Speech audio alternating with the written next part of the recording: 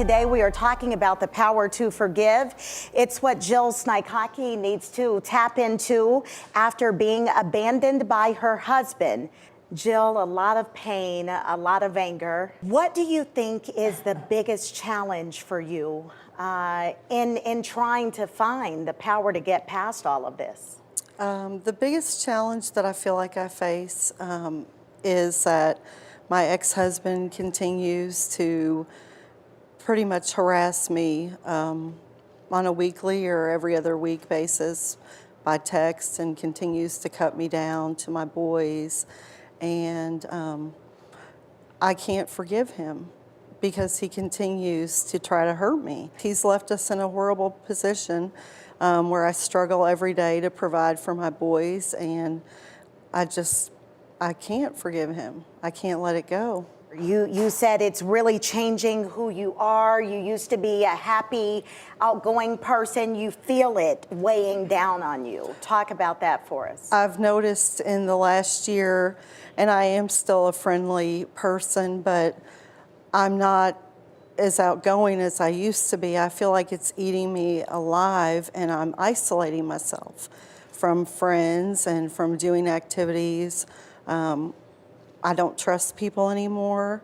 I definitely don't trust men, and I just feel it more every day. I know what it is. You want to be better.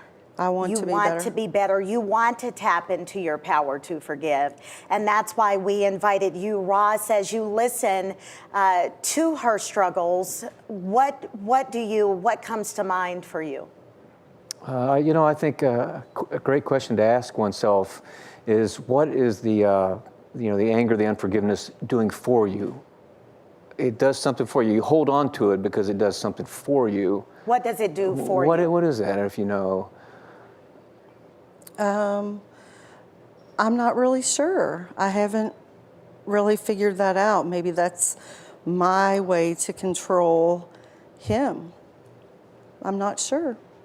I think that's a great answer. I mean, you have to think about it, but that sense of, it often is a feeling of controlling the other person. And I think the follow-up question is, when you hold on to this anger, what does it do to him? What is the effect on him? I think that it makes him happy. I think that he tries to get a reaction out of me. I think that with everything he says and tells my boys about me, and they come back and then I react to them, I think that gives him what he wants. Yeah, and so in a way you find yourself holding on to this, but somebody's put it like this, unforgiveness is the poison we drink ourselves. It's the poison we want for somebody else, but we end up drinking it every day ourselves. So what you're saying is holding on to the unforgiveness doesn't hurt him.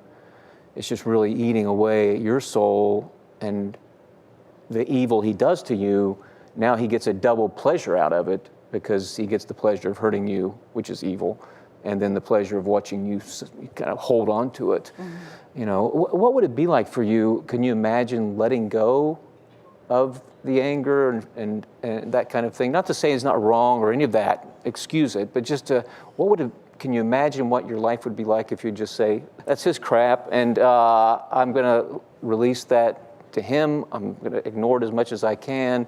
I'm not going to let his words penetrate and get in. Can you imagine that? What would that be like? I can somewhat imagine that. That would be the old Jill that I was before, and I think it would be a very freeing thing for me. Coming up, a game plan for Jill to be a better person and mother, and to free herself from pain. Plus, how you can join in on the conversation and find the power to live your life too.